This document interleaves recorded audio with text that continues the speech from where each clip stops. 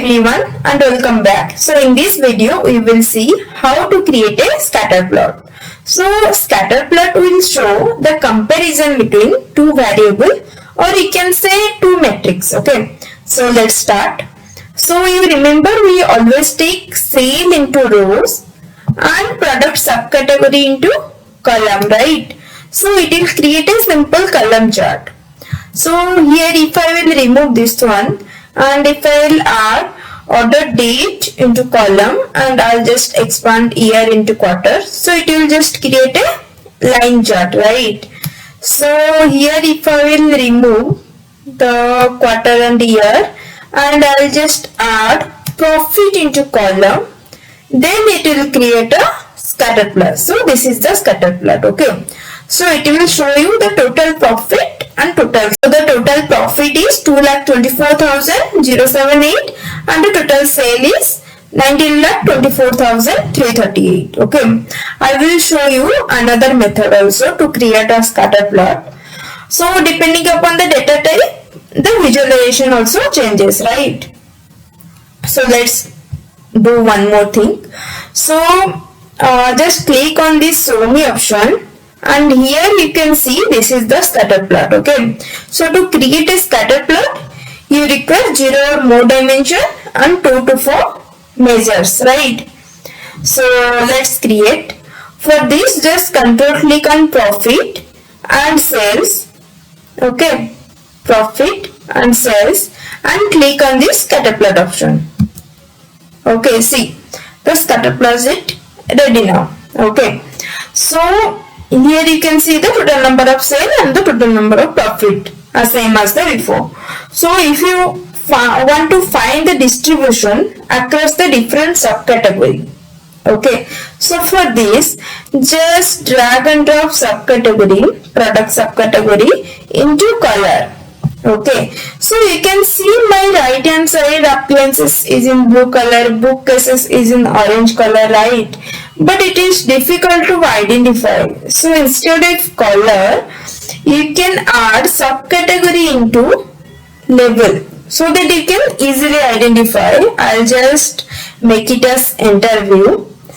Okay, so from this chart you can identify the office machine has the highest number of sales. How do you know? Because the x-axis shows the sale and y-axis shows the profit, right?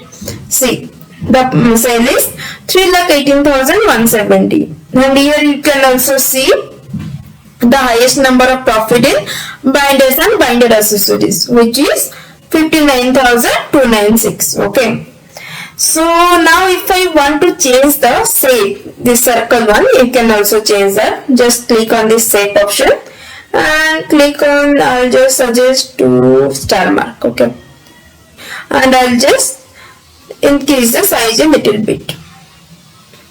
Okay, so that you can easily identify. So in this way you can easily compare between two measures, which is sum of sales and sum of profit. Okay, so now tell me one more thing.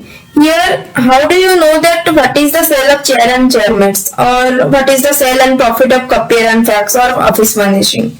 So you just tell me just over the chair and chair mats, so that you can able to know the profit is 48,696 and the sale is 2,61,073. But here you can do one more thing. Just right click on this one and click on this drop line option, then click on show drop lines. Okay, so that the drop line is created.